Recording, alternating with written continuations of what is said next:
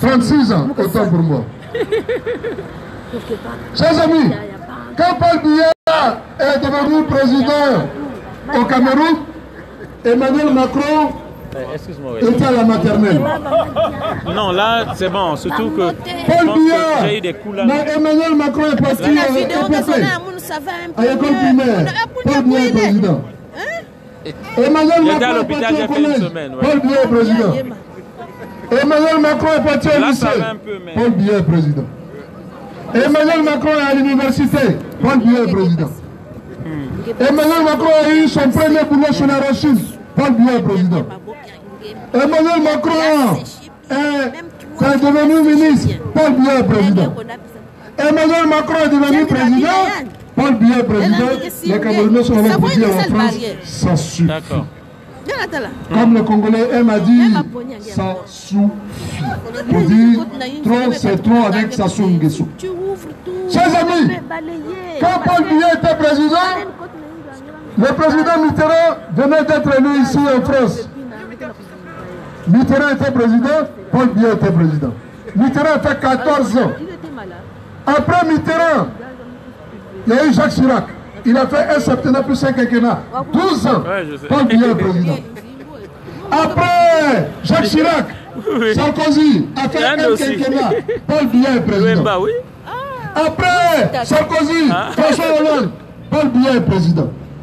Après François Hollande, Emmanuel Macron, Paul Biya est président. Mais c'est de ça qu'on parle. Nous sommes des gilets jaunes. Nous sommes des gilets jaunes pour notre pays. Nous sommes des gilets jaunes qui réclamions des gilets par balles. Parce que les criminels que la France officielle installe dans nos pays ne font que tuer les populations.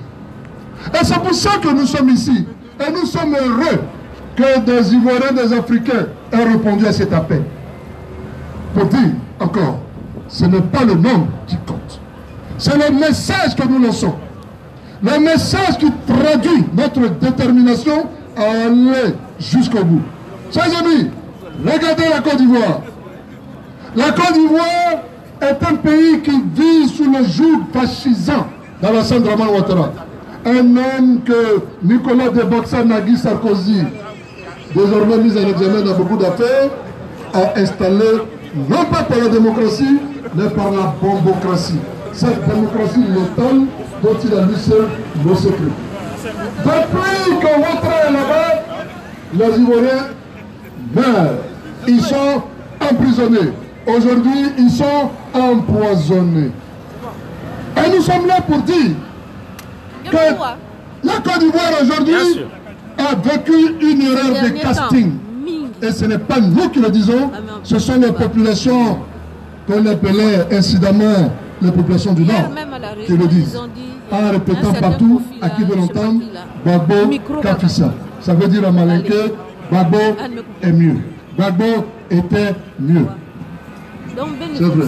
Comment tu vas? Chers amis, nous sommes ici pour dire que la Côte d'Ivoire va très mal. Notre pays vit des situations difficiles. La Côte d'Ivoire aujourd'hui est une prison à ciel ouvert. Quand tu dis que tu n'es pas d'accord avec Ouattara, c'est la prison pour les plus chanceux.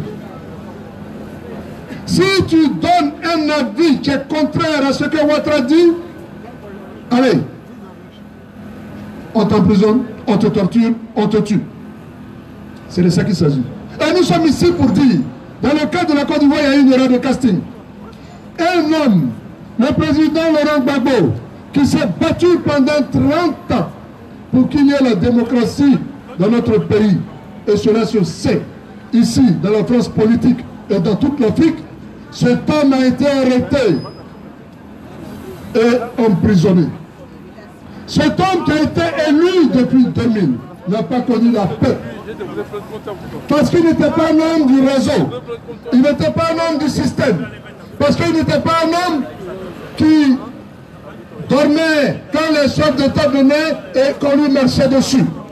Parce que c'est un homme, à l'instar de Patrice Emery Lumumba, disait que la France a le droit de venir partout où elle veut. Les États-Unis ont le droit d'aller partout où ils veulent. Mais il ne veut pas que son pays, la Côte d'Ivoire, soit qu'une terre d'exploitation. La Côte d'Ivoire est un pays riche.